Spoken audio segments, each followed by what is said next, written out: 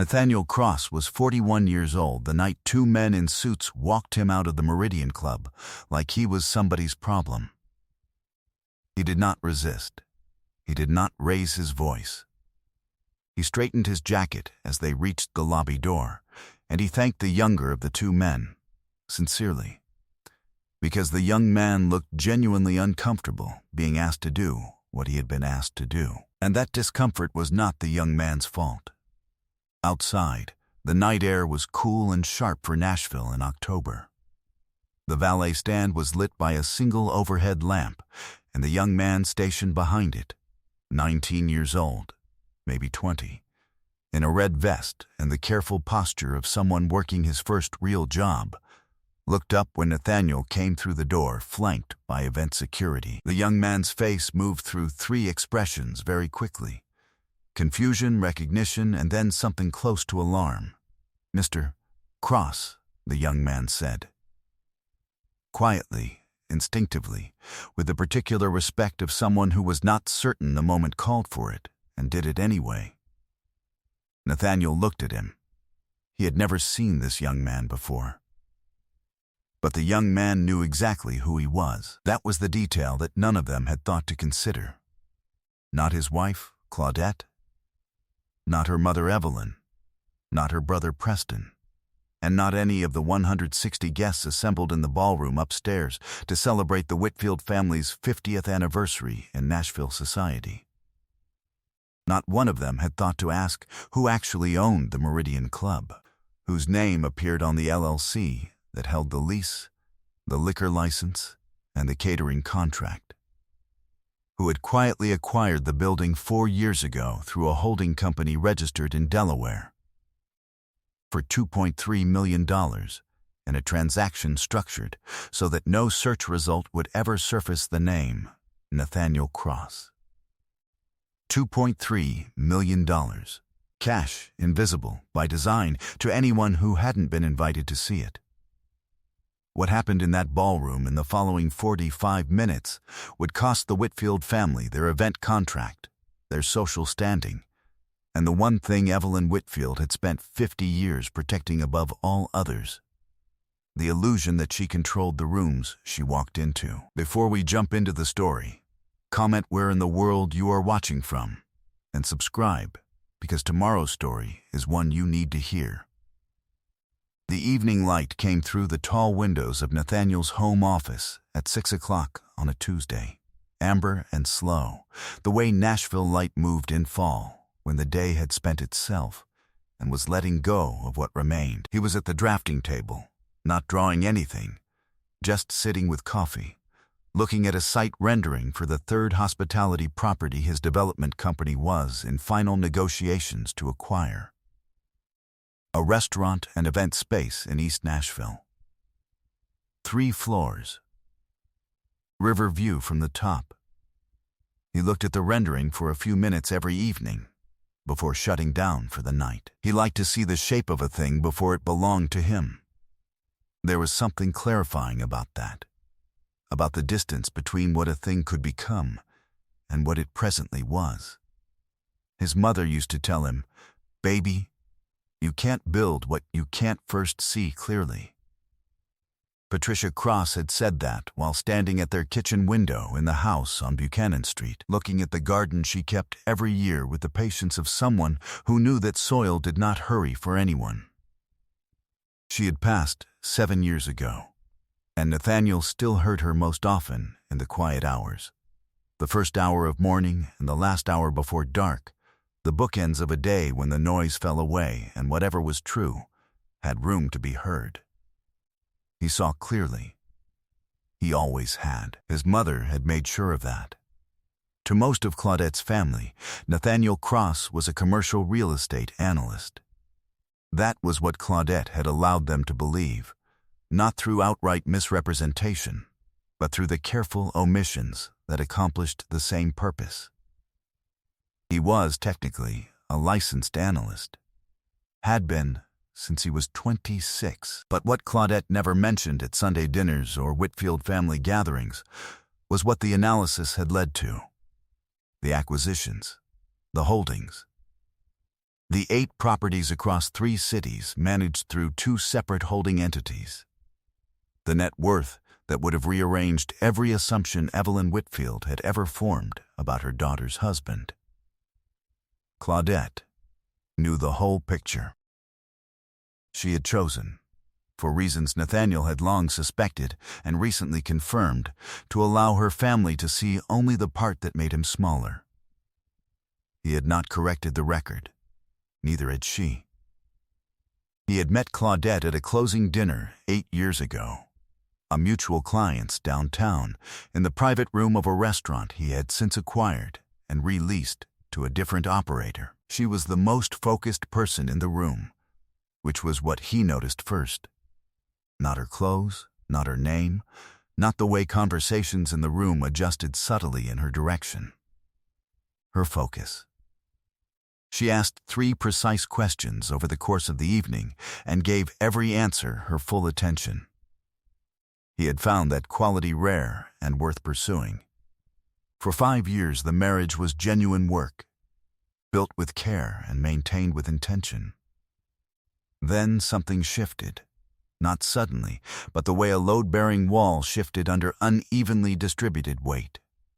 Slowly, and then in ways you couldn't ignore.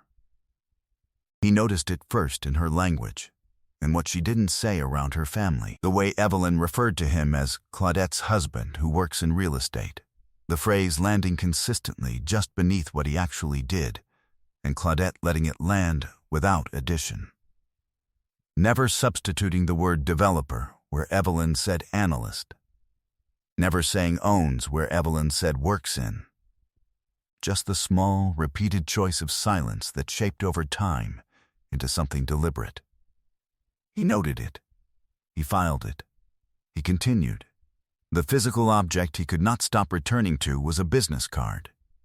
Not his own, a card belonging to a man named Donovan Ashby, which he found one Saturday morning in July, tucked into the side pocket of Claudette's weekend bag as he was moving it from the hallway to the closet.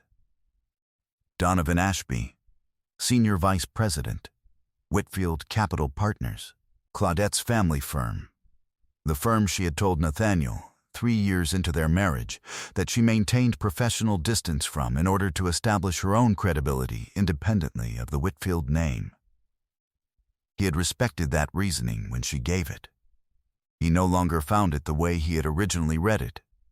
He set the card on his desk. He did not mention it to her. That evening he searched the name with the same systematic efficiency he brought to due diligence on a property and found a professional photograph. A man in his mid-30s, well-dressed, at an outdoor reception. In the background, out of focus but legible to anyone who knew what they were looking at, was Claudette. Laughing in the way she laughed when she was genuinely at ease. The photograph was 8 months old. Nathaniel looked at it for one long moment. Then he closed the browser and picked up the phone and called Gerald Osai. "I need a conversation," he said. "Not urgent." "Soon. Thursday," Gerald said.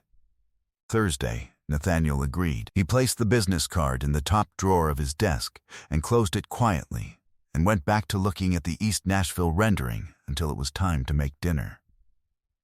Some things you gathered before you moved.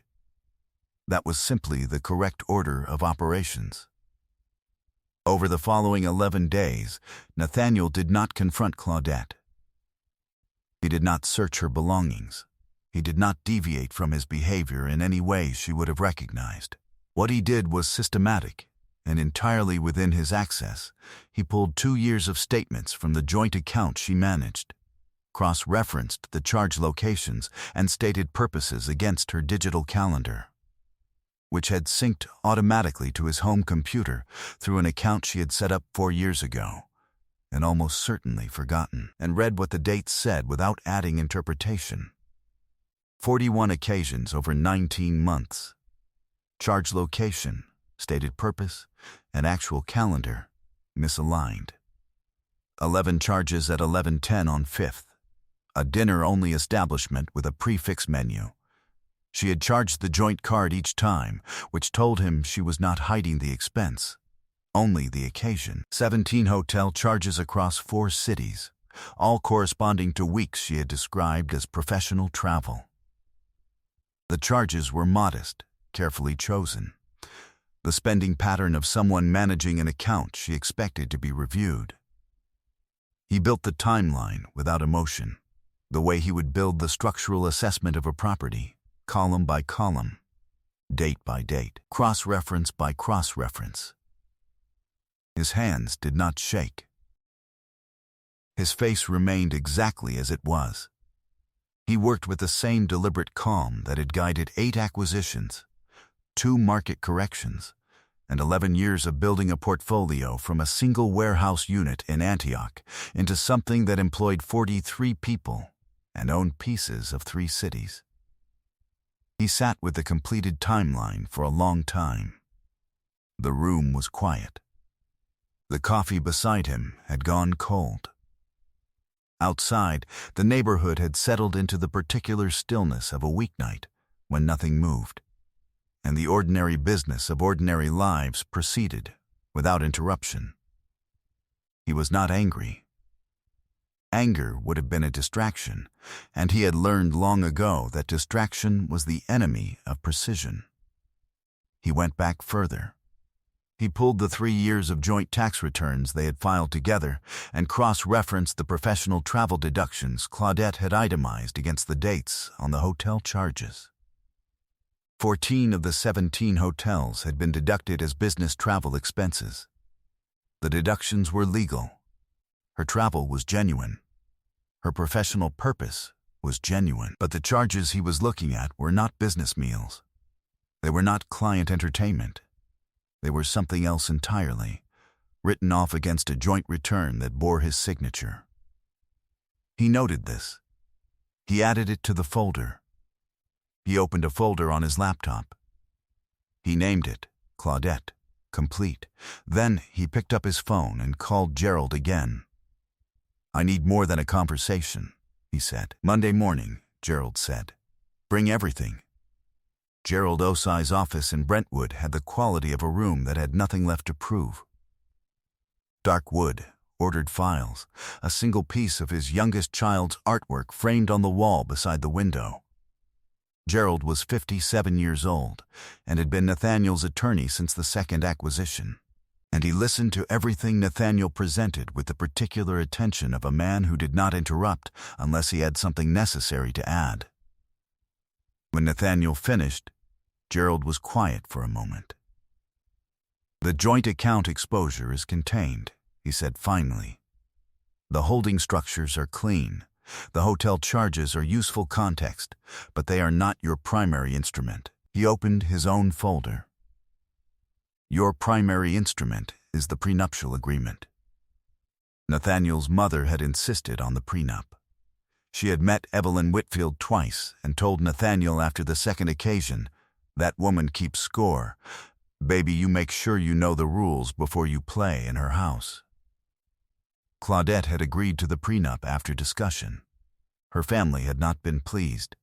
Evelyn had referred to it, within Nathaniel's earshot, deliberately as that document, the phrasing designed to shrink it into something petty and distrustful. He had said nothing at the time. He had simply noted the impulse behind the phrasing. That document, Gerald now explained, contained a fidelity clause that remained fully enforceable. Documented infidelities shifted the division of marital assets significantly in Nathaniel's favor and dissolved any claim Claudette might bring against his premarital holdings, the holding companies, the properties, the entire structure built before their marriage began. "She signed it," Gerald said. "She did," Nathaniel said. Gerald wrote in his pad, "Then we are not in a difficult position." He paused. "There is one additional matter. The Whitfield Capital connection." Nathaniel told him about Donovan Ashby. Gerald reached into a different section of his folder. "I ran a preliminary background when you called Thursday.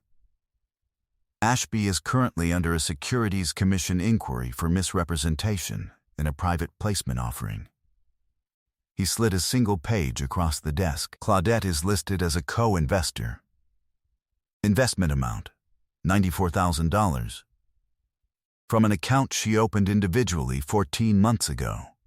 Nathaniel looked at the page. 14 months ago. The same window as the 1110 charges. The same window as the hotel clusters. She had built her own structure, parallel to the marriage, using money she was entitled to move and concealing only the purpose. She just hadn't built it as carefully as he had built his. 2 weeks to prepare the full filing, Gerald said. In the meantime, behave exactly as you have been. I intend to, Nathaniel said. He drove home that Monday evening and set the table, poured 2 glasses of water, and waited for Claudette to come in. She arrived at 7:15, kissed his cheek in the practiced way that had once been genuine, and told him her day had been long. He asked which client had given her the most difficulty. She told him, in reasonable detail, about a negotiation that had gone sideways. He listened carefully. He asked one follow-up question. She answered it. She never once looked at him the way a person looked at someone they suspected was watching. That was the particular quality of a performance maintained so long it became ambient. Eventually you forgot there was a room. He drove home that Monday evening and set the table, poured 2 glasses of water, and waited for Claudette to come in. She arrived at 7:15, kissed his cheek in the practiced way that had once been genuine, and told him her day had been long. He asked which client had given her the most difficulty. She told him, in reasonable detail, about a negotiation that had gone sideways. He listened carefully. He asked one follow-up question. She answered it. She never once looked at him the way a person looked at someone they suspected was watching. That was the particular quality of a performance maintained so long it became ambient. Eventually you forgot there was a room. Over the next several days, while Gerald's office worked through the filing preparation, Nathaniel moved through his own life, without alteration. He attended a site walkthrough on the East Nashville property on Wednesday and spent 2 hours with the contractor reviewing the second-floor structural specs, asking the questions he always asked, in the order he always asked them. He had dinner with Claudette on Thursday. He attended a quarterly review at his office on Friday and sat at the head of the table in the same measured way he had for 11 years of quarterly reviews. He answered emails. He reviewed a lease draft for the Rock Hill property. He watered the small potted olive tree his mother had given him the last Christmas before she passed, which he kept on the windowsill of his home office because it was the kind of thing that needed tending on a schedule. Claudette passed the doorway of the home office on Saturday morning and said something about an errand she was running. He looked up from his desk and said he hoped it went smoothly. She nodded and left. He went back to his work. She had no idea that the man she passed in the doorway had spent the better part of 10 days building a complete documentary record of the past 19 months of her life. That the folder on his laptop bore her name. That his attorney had already begun drafting the filings. She had no idea, because she had never thought to look, had never thought to ask, not once in 8 years. What Nathaniel Cross did in the quiet hours, what he built in the spaces where other people only rested, that was what made the difference. Not intelligence, not advantage, just the discipline to pay attention to things before they became urgent. Preparation was the work. It had always been the work. 3 days passed.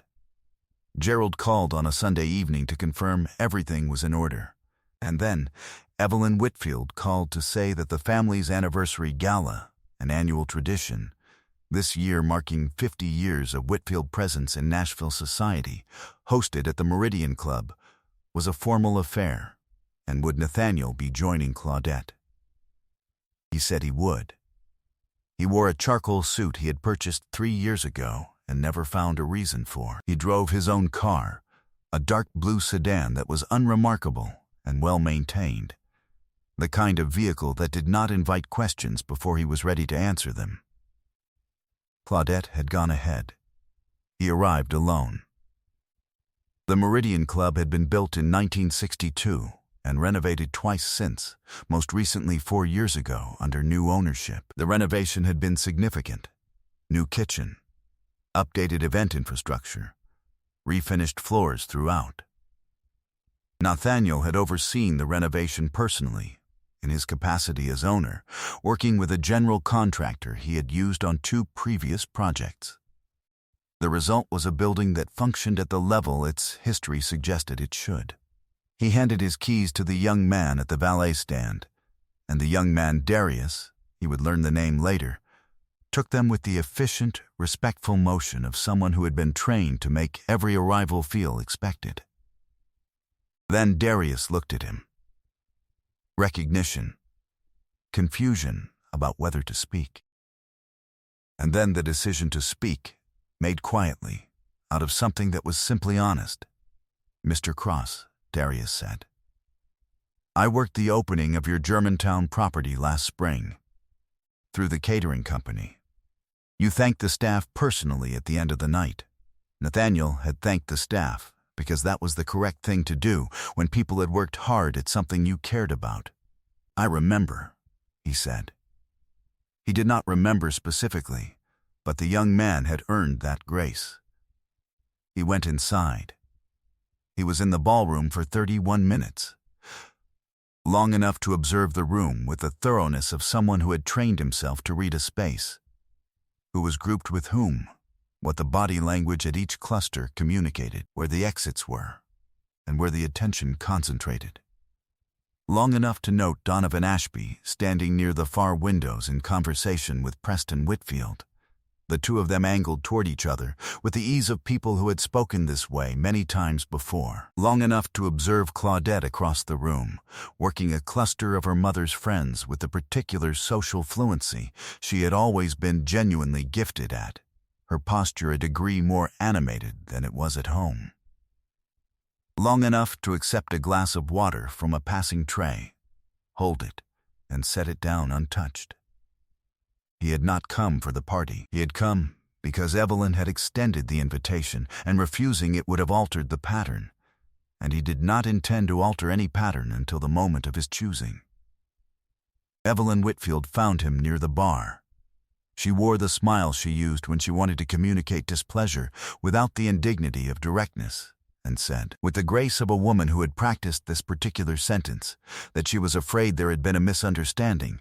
This was a family evening, and the invitation had been extended to Claudette specifically, and she hoped Nathaniel would understand.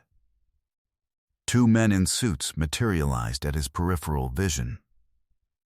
He understood perfectly. He nodded. He straightened his jacket. He thanked the younger security man, because the young man's discomfort was genuine, and that deserved acknowledgement.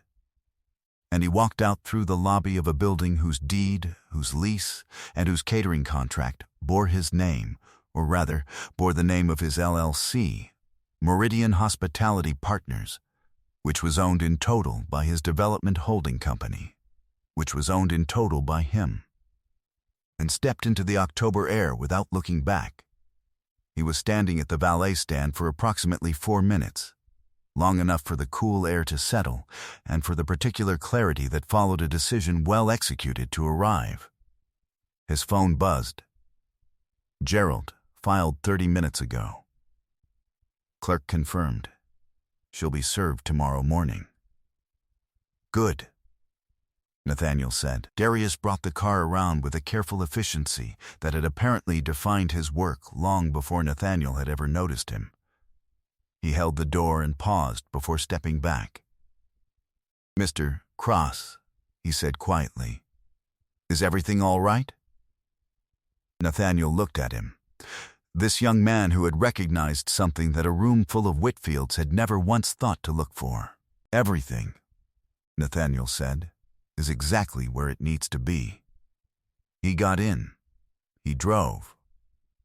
The letter went out from Gerald's office the following morning, simultaneous with service of the divorce filing to Claudette at her office on West End.